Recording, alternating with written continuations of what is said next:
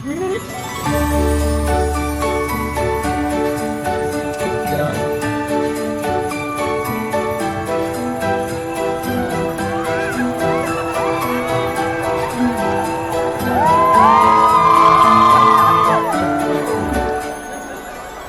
know, looking at this ride, a thought is coming to my mind.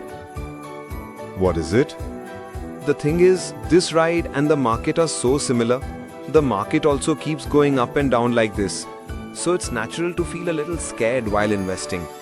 The market will always have its ups and downs, buddy. Why don't you start an SIP in mutual funds? SIP in mutual funds? What will that do? Through an SIP, you can invest at regular intervals and take advantage of rupee cost averaging. And yes, if you stay invested for the long term, the power of compounding can also reduce the impact of market ups and downs on your investments.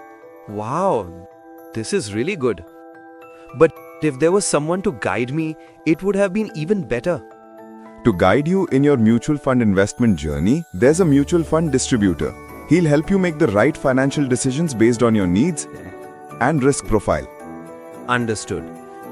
Then I will contact a mutual fund distributor and start investing right away. Contact us for clear guidance and begin your mutual fund investment journey today.